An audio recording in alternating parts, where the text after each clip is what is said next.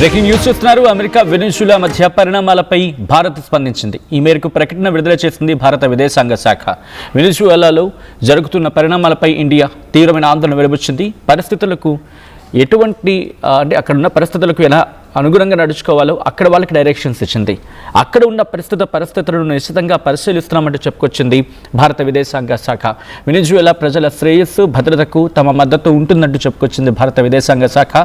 చర్చల ద్వారా శాంతియుతంగా సమస్యలను పరిష్కరించుకోవాలి అంటూ కూడా చెప్పుకొచ్చింది. కార్కస్లోని ఇండియన్ ఎంబసీ సంప్రదింపులు జరుపుతోందంటూ చెప్పుకొచ్చింది. అవసరమైన వారికి సహాయాన్ని అందిస్తూ ఉంటుందంటూ కూడా క్లారిటీ ఇచ్చింది. వెనిజులా రాజధాని కార్కస్పై దాడి చేసింది అమెరికా. సైనిక చర్యకు దిగిందని చెప్పుకోవాలి. అక్కడ ప్రస్తుతం అమెరికా కస్టడీలో ఇటు యుఎస్ కస్టడీలో ఉన్నారు వెనిజులా అధ్యక్షుడు మదురో, అలాగే ఆయన సతీమణి ఫ్లోరా కూడా. సో ప్రెస్ నోట్ని మీరు చూడడం జరుగుతుంది. రీసెంట్ డెవలప్మెంట్స్ ఇన్ వెనిజులా ఆ matter of deep concern. We are closely monitoring the evolving situation. India reaffirms its support to the well-being and safety of the people of Venezuela. We call upon all concerned to address issues peacefully through dialogue, ensuring peace and stability of the region. The Embassy of India in Caracas is in contact with members of the Indian community and will continue to provide all possible assistance.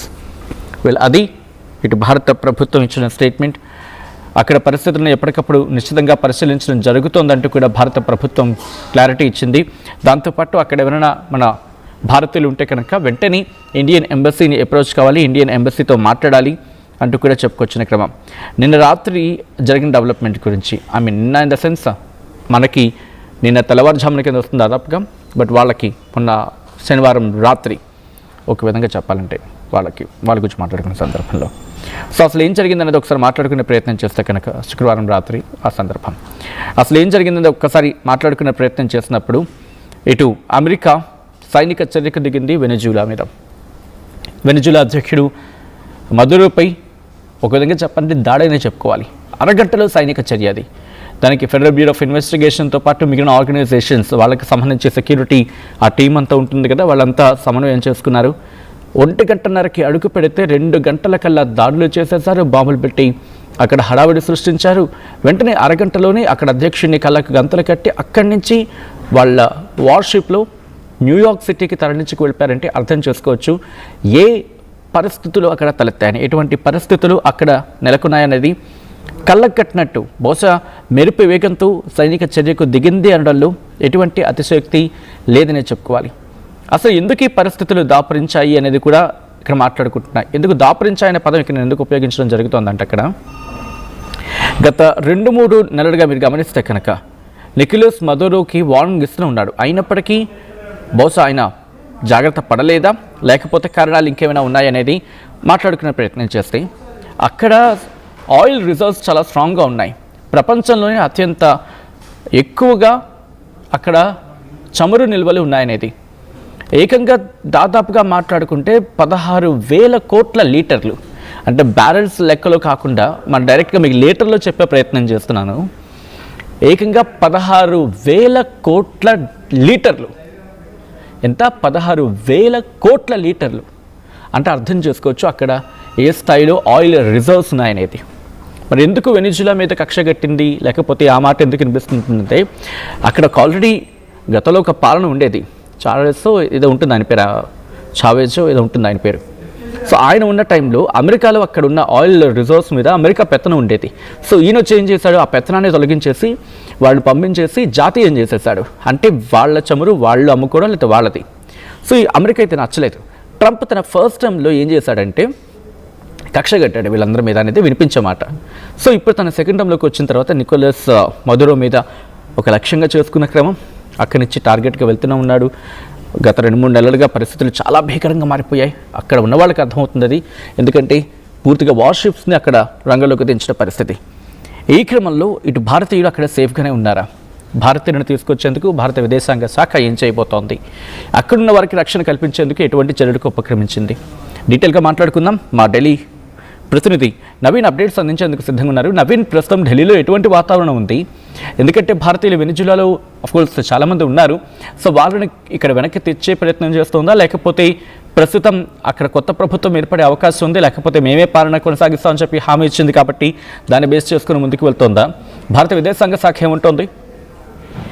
Sachin, అంటే America Venezuela మధ్య జరిగినటువంటి పరిణామాలపై కూడా భారత్ ప్రభుత్వం ఎప్పటికప్పుడు స్పందిస్తూనే ఉంది. అక్కడ ఉన్నటువంటి భారతీయులను కూడా సేఫ్ స్పేస్ కి వెళ్లేందుకు కూడా అన్ని ఏర్పాట్లు కూడా చేస్తున్నట్టు కూడా మనకి సమాచారం అందుతుంది. ఎందుకంటే నిన్న రాత్రే విదేశాంగ శాఖ కార్యాలయం నుంచి కూడా ఒక ప్రకటన కూడా విడుదల కూడా చేసినటువంటి పరిస్థితి నెలకొంది. ఎందుకంటే రెండు దేశాల మధ్య జరుగుతున్నటువంటి యుద్ధ వాతావరణంలో మాత్రం ఖచ్చితంగా భారతీయులు కూడా చాలా మంది ఉన్నారు కాబట్టి అక్కడ ఉన్నటువంటి కారకస్ లోని ఇండియన్ ఎంబసీలో కూడా అక్కడ సంప్రదించాలని చెప్పేసి కూడా భారత విదేశాంగ శాఖ కూడా ఒక ప్రకటన కూడా విడుదల చేశారు. అక్కడ సంబంధించినటువంటి ఒక టోల్ ఫ్రీ నెంబర్ కూడా ప్రకటన కూడా చేసినటువంటి పరిస్థితి నెలకొంది. కాబట్టి ఇటు భారత విదేశాంగ శాఖ మాత్రం ఎప్పటికప్పుడు అక్కడ ఉన్నటువంటి పరిస్థితులు, ఎందుకంటే అమెరికా వెనజులా మధ్య జరుగుతున్నటువంటి పరిణామాలు కూడా అక్కడ ఉన్నటువంటి ఎంబసీతో కూడా ఇక్కడ ఉన్నటువంటి విదేశాంగ శాఖ సంబంధించినటువంటి కార్యాలయం సంబంధించినటువంటి అధికారులు కూడా వారు ఎప్పటికప్పుడు వారితో కూడా టచ్ లో ఉన్నారు.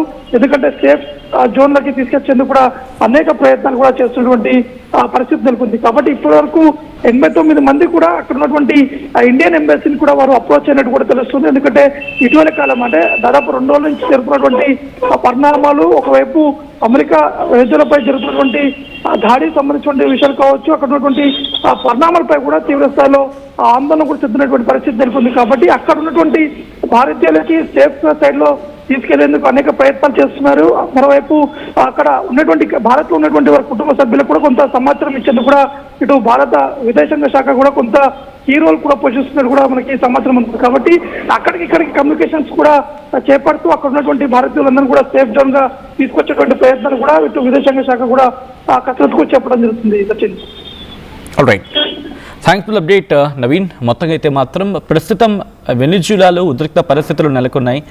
అక్కడ కొద్ది రోజుల క్రితం అంటే ప్రభుత్వం మారచ్చు అనే చర్చ జరుగుతోంది కాబట్టి నేను ఆ కాంటాక్ట్స్కి వచ్చే ప్రయత్నం చేస్తున్నాను.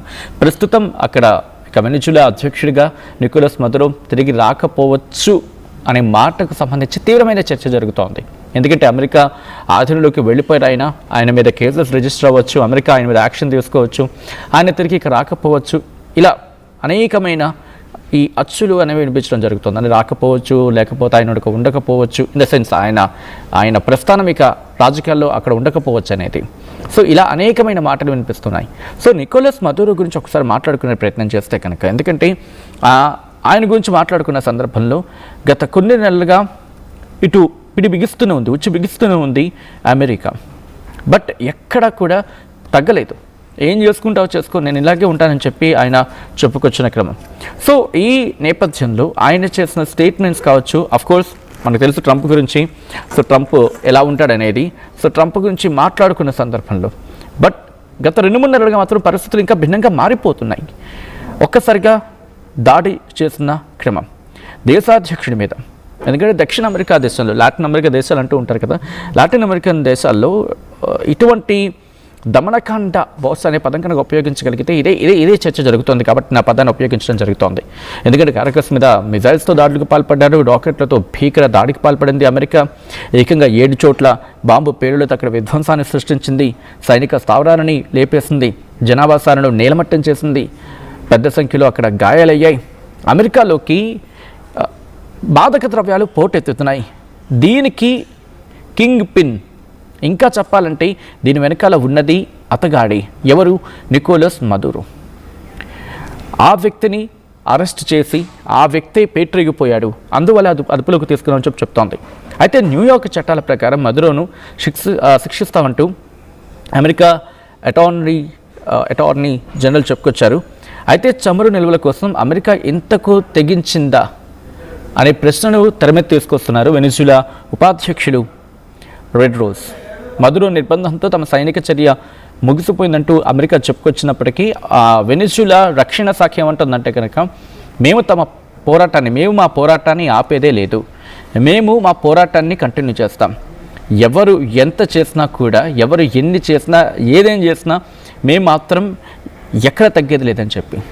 అయితే భారత్ కూడా వెనిజులా నుంచి, ఇక్కడ చమురు గురించి మాట్లాడుకుంటున్నాం కదా ఆ కాంటెక్స్ట్, బట్ మనకేమైనా ఇంపాక్ట్ చూపిస్తుందా, మన చమురు మీద ఏమైనా ఇంపాక్ట్ చూపిస్తుంది, మనకేమైనా కాస్త రెప్లికేషన్స్ ఉంటాయి అంటే కనుక ఒకసారి మాట్లాడుకునే ప్రయత్నం చేద్దాం. నేను ఒక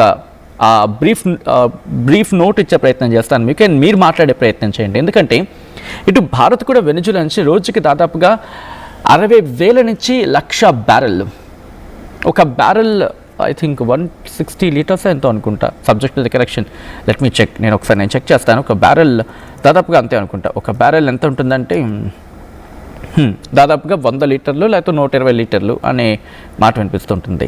అటువంటిది 1,00,000 బ్యారెళ్ళు అంటే అర్థం చేసుకోవచ్చు అక్కడ మనకి సరఫరా అవుతుంది. అయితే మనం క్రూడ్ ఆయిల్ని దిగుమతి చేసుకుంటున్నాం, దీంట్లో 2-3% ఉంటుంది. 2024లో వెనిజులా నుంచి మనం ఏకంగా $1.76 బిలియన్ విలువ చేసి ఈ క్రూడ్ ఆయిల్ని మనం దిగుమతి చేసుకున్నాం. క్రూడ్ ఆయిల్ మనం ఉపయోగిస్తుంది రిఫైన్డ్ కదా, క్రూడ్ ఆయిల్ అంటే పూర్తిగా అది రిఫైన్ చేయింది, భూమిలోంచి అలా తీసింది, అలా పట్టుకొచ్చేసే రకం అన్నమాట ఒక విధంగా చెప్పాలంటే. సో వెనిజులా ఆయిల్పై పూర్తి స్థాయిలో ఆంక్షలు కనుక అమలయ్యాయి అనుకుందాం. మరి ముఖ్యంగా మిడిల్ ఈస్ట్ కంట్రీస్కి సంబంధించి మిడిల్ ఈస్ట్ నుంచి ఖరీదైన ప్రత్యామ్నాయాలను కొనుగోలు చేయాల్సి రావచ్చు. ఐ రీటరేట్ మరీ చెప్పే ప్రయత్నం చేస్తున్నాను, ఎందుకంటే మనకి గుర్తుపెట్టుకుని రష్యా నుంచి ఆయిల్ అనేది కాస్త తగ్గిపోయింది నిర్మోహమాటంగా చెప్పాలంటే. దాంతోపాటు వెనిజులా నుంచి కూడా తగ్గిపోయింది అనుకోండి, మనం ఇరాన్ నుంచి లేదు, మిగిలిన ఆప్షన్స్ అక్కడ కనిపించట్లేదు. కాబట్టి మనకు కూడా ఇంపాక్ట్ చూపించే అవకాశం ఉంది అనేది వినిపించే మాట. సో దీని గురించి ఇంకా డీటెయిల్గా మాట్లాడుకుంటే, ఒకవేళ వెనిజులా ఆయిల్ మీద పూర్తి స్థాయిలో ఇంకా శాంక్షన్స్ టారిఫ్స్ పడ్డాయి అనుకుందాం, అప్పుడు ఏం చేయాలి మళ్ళీ మనం ఈ మిడిల్ ఈస్ట్ కంట్రీస్ మీద బేస్ అవ్వాల్సి ఉంటుంది. దీంతో సుమారు $10 బిలియన్ వరకు దిగుమతులు పెరగచ్చు, అంటే ఆ కాస్ట్ పెరిగిపోవచ్చు. అటు వెనిజులాకు సంబంధించి మాట్లాడుకున్నప్పుడు రష్యా నుంచి కూడా చమురు దిగుమతులను పెంచుకోవడం ద్వారా లోటును భర్తీ చేసుకునే వీలుంది మనకి కొద్దిసేపటి కింద మాట్లాడుకున్నట్టుగా. కానీ అమెరికా ప్రెషర్ తెస్తోంది కదా, కాబట్టి ఇక్కడ కూడా మనకి ఇబ్బంది ఎదురయ్యే అవకాశం. ఎందుకు వెనిజులానే టార్గెట్? అమెరికాకి ఎందుకు వెనిజులా టార్గెట్? ఈ క్వశ్చన్ సాధారణంగా మీకు నాకు అందరికీ రైజ్ అవుతుంది కదా. వస్తున్న ఆ క్యాలిక్యులేషన్స్కి చమురు నిక్షేపాల వారీగా చూసుకున్నప్పుడు అగ్రదేశాల గురించి మాట్లాడుకుంటే బిలియన్ బ్యారెల్స్లో వాటిని మాట్లాడుకుంటూ ఉంటారన్నమాట. America, Saudi Arabia, Russia, Canada, China, ఇవి ఉత్పత్తి పరంగా మాట్లాడుకుంటే అగ్రదేశాలుగా మాట్లాడుకుంటాం. అయితే ఇక్కడ వెనిజులా దగ్గర ఏకంగా 303 billion barrels of crude oil ఉంది. టాప్ మాట, అంటే ప్రపంచంలో ఇంకెక్కడ ఇంతకు మించి లేదు అనేది వినిపించమాట ఇప్పటి వరకు. యాజ్ ఆఫ్ నో మనకున్న స్టాటిస్టిక్స్, మనకు అందుతున్న ఆ గణాంకాల ప్రకారం వెనిజులా అనేది తోపు ఇంకా చెప్పాలంటే. అక్కడి నుంచి సౌదీ అరేబియా, నెక్స్ట్కి వచ్చేది సౌదీ అరేబియా 267 బిలియన్ బ్యారెల్స్ వాళ్ళ దగ్గర ఉంది. ఆ తర్వాత ఇరాన్. గుర్తుపెట్టుకోండి, సౌదీ అరేబియా దాదాపుగా అమెరికాతో ఒక పాజిటివ్ రిలేషన్స్ ఉన్నాయి కాబట్టి సౌదీ అరేబియాకి బహుశా అంత ఇంపాక్ట్ ఉండకపోవచ్చు, subject to the correction here at again. ఆ తర్వాత చైనా గురించి మాట్లాడుకుంటే, చైనా కాదు కెనడా కూడా ఆబ్వియస్లీ అక్కడ రిలేషన్స్ గురించి మాట్లాడుకుంటే సమ్వాట్ సఖ్యత కనిపిస్తూ ఉంటుంది అమెరికాతో. అంతగా పొరపచ్చాలు పెద్దగా కనిపించకపోయినప్పటికీ కాస్త సఖ్యత కనిపిస్తూ ఉంటుంది. వెన్ ఇట్స్ కమ్స్ టు చైనాతో ఇంత వేగంగా పెట్టుకునే అవకాశం ఎక్కడ డైరెక్ట్గా కనిపించట్లేదు. ఇక్కడ ప్రధానంగా వినిపిస్తున్న మాట ఏంటి? ఇటు వెనిజులా అయిపోయింది, నెక్స్ట్ కొలంబియాని టార్గెట్ చేయొచ్చు, కొలంబియా అయిపోయిన తర్వాత ఇరాన్ని టార్గెట్ చేయొచ్చు అనేది వినిపించే మాట. ఇలా అనేక అంశాలు వినిపిస్తున్న తరుణంలో ఈ సబ్జెక్ట్ని కాస్త పక్కన పెడుతున్నాను. మళ్ళీ మన భారత్కి సంబంధించి మాట్లాడుకుంటే, భారత్ చాలా ఆచితూచి వ్యవహరిస్తోంది, నిశ్చితంగా పరిశీలిస్తోంది. ఎందుకంటే ఇక్కడ కనుక మనం వేసే అడుగు కాస్త అటు ఇటు అయినా ఏకంగా 150 కోట్లు, 140 నుంచి 150 కోట్ల మంది జనాభా ఉన్న దేశం మీద ఇంపాక్ట్ చూపిస్తుంది. కాబట్టి ఇటు భారత్ ఆచితూచి వ్యవహరిస్తోంది అనే మాట వినిపిస్తోంది. సో దీని మీద మీ అభిప్రాయం ఏంటి? కామెంట్ చేసే ప్రయత్నం చేయండి. ఈ కథనం మిమ్మల్ని కాస్త కలవరపరచవచ్చు, అయితే మిమ్మల్ని కలవరపాటు గురి చేయడం ఆర్టీవీ ఉద్దేశం కాదు. కానీ ఇటువంటి కథనాలు చూసినప్పుడు కాస్త కలవరపాటు గురే అవకాశం ఉంటుంది. కాబట్టి దీనికి సంబంధించిన జాగ్రత్తలు తీసుకోవాలని ఆర్టీవీ సూచించడం జరుగుతోంది. ఇంట్రెస్టింగ్గా వెనిజులా అధ్యక్షుడు నికోలస్ మదురో అరెస్ట్ అయితే కొన్ని దేశాలు స్వాగతించాయి, కొన్ని దేశాలు హర్షించాయి, కొన్ని దేశాలు బాధను వ్యక్తం చేశాయి, ఇంకొన్ని దేశాలు దిగ్భ్రాంతిని వ్యక్తం చేశాయి. సో ఇలా డిఫరెంట్ వర్షన్స్ వినిపిస్తున్నాయి. సో వీటి గురించి ఒక్కసారి నేను బ్రీఫ్ చేసి కంక్లూషన్కి వచ్చే ప్రయత్నం చేస్తాను. ఎందుకంటే కీలకమైన అడుగు కింద మాట్లాడుకోవాలి ఇది ప్రపంచ దేశాల గురించి మాట్లాడుకునే సందర్భంలో. సో మీరు చూడొచ్చు ఆయన అరెస్ట్ చేసి తీసుకెళ్ళిపోతున్నప్పుడు కూడా good night happy new year అని చెప్పి కాస్త వ్యంగ్యంగా వెటకారంగా అదే అంటూ ఉంటారు కదా, నేతలకు అగ్రనేతలకు వాళ్ళల్లో ఉండే విడుపు అనొచ్చు, లేకపోతే వాడు ఇట్ మేబీ. సో దాని గురించి మాట్లాడుకునే సందర్భం ఇక్కడ ఆయన గురించి మాట్లాడుకున్న సందర్భంలో ఓకే. సో ఆ విజువల్స్ మీరు చూడడం జరుగుతోంది. ఇక్కడ ఏ దేశాలంటే కనుక అమెరికా సైనిక చర్యను China, France, Chile, Russia, Cuba, Bolivia, Iran ఇవి ఖండిస్తున్నాయి. అర్జెంటీనా మాత్రం స్వాగతిస్తోంది. సో ఆ దేశంలో కూడా అటువంటి వైఖరి కనిపిస్తోంది. కొంతమంది రోడ్ల మీదకి వచ్చి